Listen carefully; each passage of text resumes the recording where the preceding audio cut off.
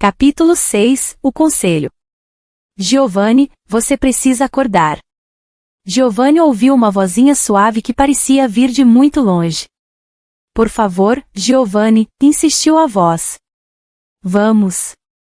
Você precisa ver como tudo é bonito. Oh, não, pensou Giovanni. Essa voz é tão real. Lara, por favor, deixe-me dormir um pouco mais, pediu Giovanni, puxando o cobertor sobre a cabeça. Não, Giovanni. Eu quero que você venha comigo. Abra os olhos. A menina puxou o cobertor com suas mãozinhas. A luz do sol tocou o rosto de Giovanni. Lentamente, ele abriu os olhos. Lara estava na frente dele. Pela sua face radiante, percebia-se que ela estava muito feliz.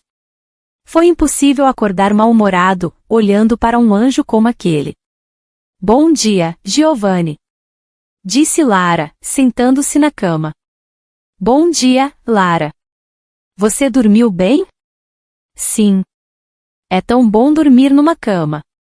Então por que não volta e dorme mais um pouquinho? Porque eu acordei e quero ver tudo. E eu quero que você venha comigo. Temos muitas coisas para ver. Você quer começar sua missão de salvar o espírito do Natal? Agora, não. Mais tarde. Primeiro eu quero conhecer este lugar, falou ela, olhando pela janela. Ontem, quando chegamos, estava escurecendo, então não vimos como este lugar é tão bonito. Tem muitos animais, pássaros, borboletas, árvores, flores. Olha, Giovanni. Aquele leão parece ser bonzinho. Leão? Giovanni levantou-se da cama apressado e foi até a janela olhar o animal. Ele realmente estava vendo um leão na rua. O animal era dócil como um gato. As pessoas que caminhavam na rua passavam na frente dele, e ele apenas continuava deitado. É incrível! Exclamou Giovanni, impressionado. Como eu disse. Agora podemos ir lá fora? Aguarde só alguns minutos. Vou me arrumar. Lara o deixou sozinho enquanto ele fazia sua higiene matinal, o melhor que podia. Ainda não tinha se acostumado a usar a tina. Que saudade de seu chuveiro. Quando chegou à cozinha, Giovanni encontrou a família reunida na sala, conversando com Lara, ou melhor, tentando responder às suas inúmeras perguntas. Esther estava terminando de colocar a mesa para o café da manhã. Bom dia, Giovanni, cumprimentou Eliel. Você está pronto? O que vamos fazer hoje? Eu lhe mostrarei nosso mundo e algumas pessoas que irão ajudá-lo, caso você aceite sua missão. Não devia ter me dado opção de escolha. Talvez não fique satisfeito com minha resposta. Giovanni preferiu ser sincero. Não queria dar esperanças. O café da manhã foi servido, interrompendo a conversa dos dois. As crianças também se aquietaram para comer. Giovanni olhou para Lara e viu como ela estava feliz. Ela pegou um pedaço de pão e comeu como se estivesse comendo a coisa mais deliciosa do mundo. O rapaz sentiu um nó na garganta. Sabe, Giovanni, eu acho que a missão de Lara já começou, comentou Eliel em voz baixa depois de observar como Giovanni cuidava de Lara. O que isso significa? Perguntou Giovanni. Você terá seu papel nessa missão, Giovanni, mas a principal missão de Lara é mudar você. Giovanni olhou para Lara e lembrou-se das últimas 24 horas que passou ao lado dela. Ainda não podia ver se algo tinha mudado em sua alma. Mas que outra razão existiria para ele ainda estar ali? Talvez Eliel estivesse certo. Após o café da manhã, eles saíram. Eliel levou-os para visitar a cidade. Giovanni pôde observar melhor o lugar. As casas não tinham cercas ou muros para protegê-las de ladrões. Os jardins eram diferentes, e tudo era lindo. Todas as pessoas cumprimentaram Giovanni e Lara. Ela segurava as mãos de Giovanni. Os netos de Eliel também os acompanharam. Lara estava tão feliz que falou o tempo todo sobre tudo que via. Eles gastaram muito tempo para chegar a uma grande construção no centro da cidade. O lugar não ficava muito longe da casa de Eliel, mas, Como eles paravam para falar com todos os que encontravam pelo caminho.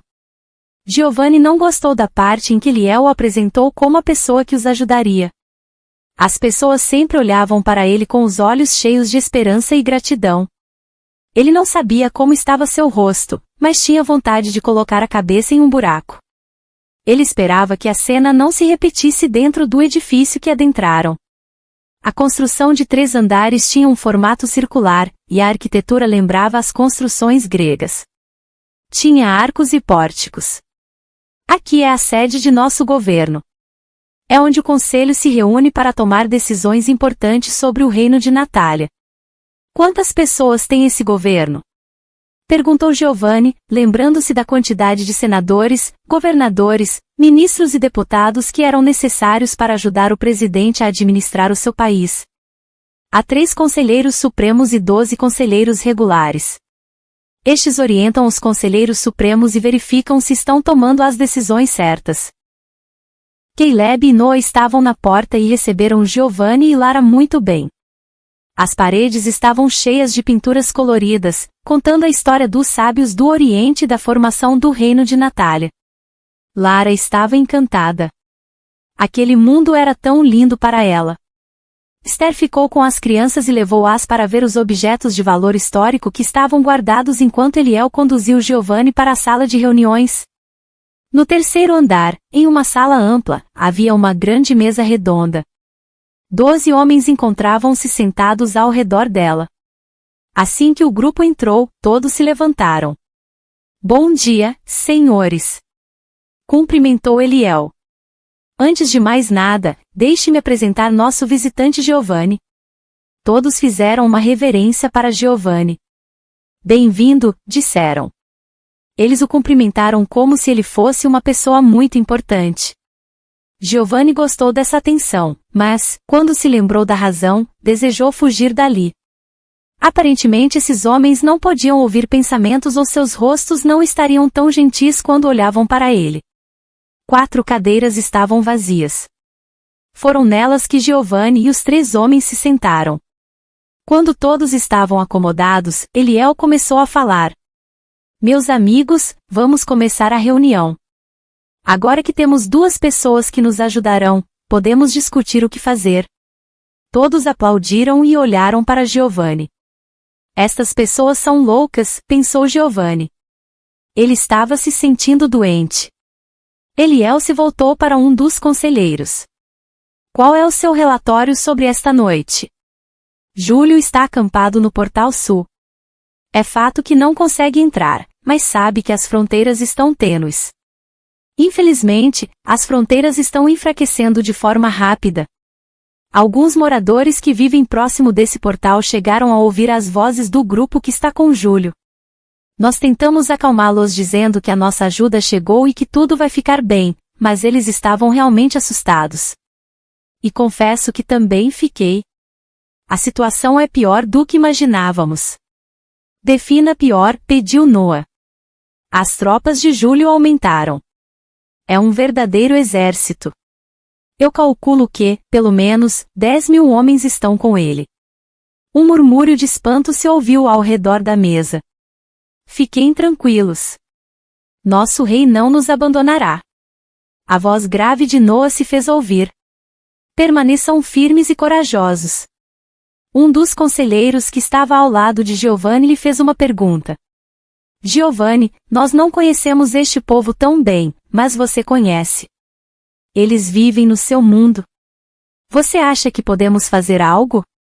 O que você acha que eles querem? Todos na sala olharam para Giovanni. Ele respirou fundo para responder sem assustá-los. Não conheço Júlio, mas não é difícil imaginar o que ele e seus seguidores querem. Ele está procurando um meio de se apossar desta terra. Dominação. Quer explorar suas riquezas e, dependendo de como está seu coração, poderá até oprimir o povo. E o que você acha que devemos fazer? Eliel fitou esperançoso, assim como todos ao redor. Na minha opinião, só tem 2 opções, ou vocês protegem este lugar lutando ou fogem daqui. Não podemos lutar. Por muitas gerações, nós nunca pegamos em armas. Vivemos em paz. Nós somos os guardiões da paz, redarguiu um dos conselheiros. Está é nossa terra, completou outro. Sair daqui está fora de cogitação. Me desculpe, mas vocês precisam fazer algo para se proteger. Giovanni tentou manter a calma. Qual é a opinião do seu rei? Por exemplo, no meu país, os reis ou os governos têm um exército que protege o país e luta por seus direitos. É a única esperança. Quantos soldados o exército do seu rei possui? Nós não temos um exército. A voz de Eliel ainda era tranquila. Nunca precisamos guerrear. Nosso povo nunca se envolveu em batalhas. Giovanni sentiu um frio na barriga. Um exército marchava para o reino de Natália, e a única arma secreta que eles possuíam era ele. Antes que Giovanni conseguisse rearranjar seus pensamentos para falar àqueles homens os disparates que queria, Noa se pronunciou. Nosso rei enviou-nos para encontrar você e Lara. Você é nossa esperança, Giovanni. Você é o nosso exército. Noa tinha a voz emocionada ao dizer isso. Os olhos de todos ao redor não refletiam medo ou desespero. Refletiam esperança. Eram olhos de pessoas que acreditavam com todo o seu coração em seu rei e que não se deixavam abalar mesmo diante da maior calamidade. Giovanni precisava fazê-los enxergar a razão. No impulso, o jovem se colocou de pé. Sua voz estava vários tons acima, demonstrando quanto se mostrava estressado com a situação. Sério? Olhem para mim. Vocês acreditam que eu e uma criança pequena podemos impedir as coisas más que estão chegando aqui? Vocês estão loucos. Eu não sei como vocês viveram até este dia, mas vocês precisam fazer algo ou, infelizmente, perderão o seu mundo. Por favor, não esperem ajuda de mim ou de uma criança de 5 anos. Os rostos dos homens não tiveram nenhuma mudança. Eles ainda tinham aquela esperança em seus olhos. Eles são todos malucos, pensou Giovanni no mesmo momento em que saiu da sala. Seu desejo era fugir daquele lugar e nunca mais voltar. O espírito do Natal estava morrendo? Ótimo. Não era sua culpa. Giovanni caminhou pelo corredor sem olhar para trás, sem se preocupar se alguém viria atrás dele. Ir embora era tudo o que ele queria. Desceu as escadas correndo até o segundo andar, onde Lara havia ficado com Esther. Ele pegaria a menina e partiria com ela. Mas, parou na porta abruptamente quando viu Lara. O rosto da garotinha era de puro encantamento enquanto ouvia Esther contar histórias. Ele não poderia destruir aquele momento. Deixaria Lara terminar de ouvir a história e então a levaria dali. Voltou para o corredor e se aproximou de um dos arcos que tinha vista para a cidade. Tentou não imaginar a cidade em ruínas dentro de poucos dias. Sem sucesso. A catástrofe parecia inevitável.